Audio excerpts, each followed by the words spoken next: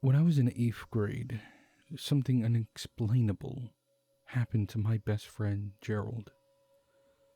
Like any other summer night, he came to my house to sleep over. Outside, mosquitoes buzzed, rain drizzled, and frogs croaked. The fragrance of raindrops was among my favorite sensations, so I kept the window opened. My room was upstairs, far away from my parents, so we were always noisy. At around 11 p.m., my older brother Sam agreed to take us to Taco Bell. Dude, seriously? You're just getting water? I asked. Come on, dude. You know I'm not allowed to drink soda,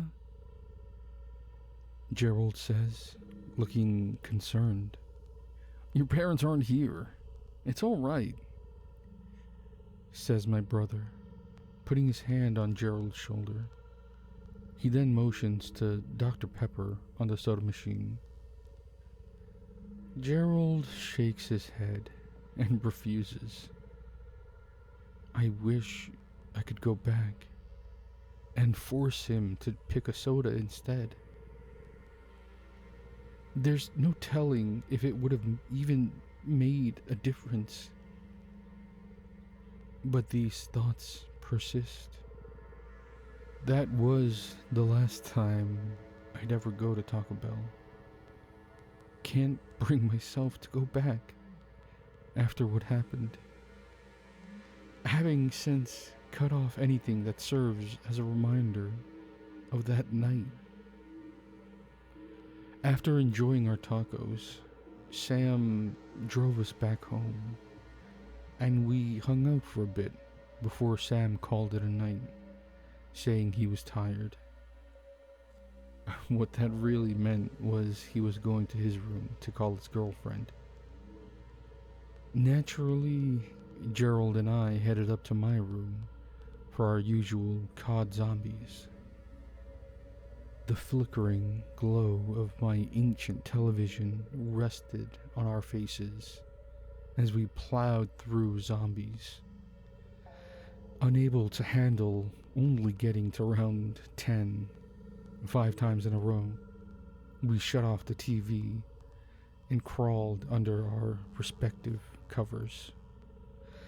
Of course, we continued to stay up late into the night, discussing girls in our class, mostly who had the nicest.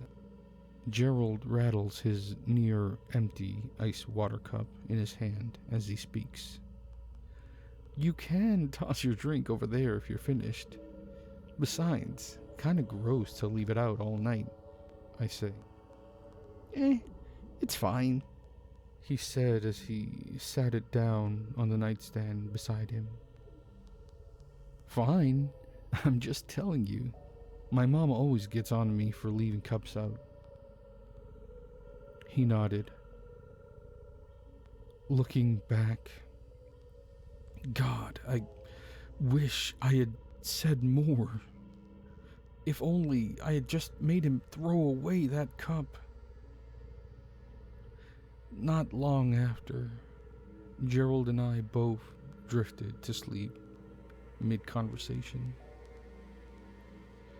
It's 4 a.m. I wake up to unsettling noises. A horrific hybrid of wheezing and snoring. Its presence sent goosebumps across every inch of my body. Just thinking of it now, my eyes are welling up with tears. What's wrong? I called out, still half asleep. Jumping out of my bed toward Gerald's sleeping bag. His face was losing color, and he was trying to say something, holding a cup in his now shaking hand. Blue veins bulged across his face, like running rivers. Vehemently, he regained his composure and spoke. Something's in the cup, he said, now sweating immensely. I woke up thirsty, so I grabbed the cup to have a drink. Oh God, it swam into my throat. It had legs. It's moving around in my stomach. I stared in disbelief. That couldn't be right. How would something alive get into his cup like that? It even had the lid still on. Still remains a mystery. Gross as it is, at first I thought it might have been a cockroach. Now, I really wish that were the case. Something told me he was serious. I'd never seen him this way in our many years of friendship. He looked frozen, like someone who had just been caught doing something wrong. What? What? How? I couldn't even think straight. I watched on with absolute disgust as I could now see his stomach writhing under the covers. Before I could react, he pulled himself out of the sleeping bag and darted towards the window. It was open, of course, but it didn't matter either way. He broke right through the glass. I still remember the sound when he hit the driveway. His body vanished.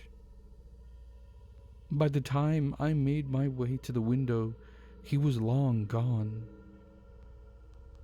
The local police had a search party looking for weeks. Not a trace. I don't know if that thing caused him to jump, or if he couldn't stand it swimming around in his body. I shudder writing this. Every night I have nightmares, and I fear I'll never stop having them. The recurring ones are the worst, especially the one where I wake up to Gerald standing beside my bed, vomiting out blood and organs. To this day, I boil the water I drink, and I only drink from translucent cups. I doubt it helps, but I'm not taking any chances. But 4 months later, they found his body. This poor group of kids geocaching in the woods found his bones arranged into one enormous pile. Everything else was gone. They were traumatized. My nightmares persist too. My most recent one involving me watching Gerald spit up his bones, one by one. Today I went for a stroll with my dog Bella. Took her to the usual spot because I prefer the isolation. Pine cones littered the forest canopy beneath my feet. Everything was normal until I smelled it. This horrific stench that permeated the forest air around me. It made my eyes water, and I started gagging. The sound that came after was awful. It was this wheezing noise. Familiarity set in. I panicked. My heart beat at 1,000,000 miles an hour. Bella sensed something was up too. She started growling. Now, the sound came from behind me. I slowly craned my neck to see. I wish I did not do that. Imagine how a person looks when they're missing their bones and all their internal organs. It's not a pleasant sight. A rotten husk of flesh somehow crawling towards me, gasping for air. The wheezing, the stench. I couldn't stand it as it inched closer and closer to me. It attacked all my senses. My body didn't know how to react. I began to shut down, just like that night Gerald disappeared. I didn't stay to discover its intentions. I'm unsure if that was still the same Gerald or that creature controlling his brain. But either way, I will not be sleeping tonight. Not ever. I've decided to relocate. Unbelievable that I've continued living in this godforsaken town after everything. This evening, I brushed my teeth as usual. As I stared into the mirror, trying to grasp what I had seen today, I reached for the clear cup on my bathroom counter and rinsed out my mouth. I wish I never did. Jamming my hand into my mouth, I attempt to stop it before it's too late. To no avail.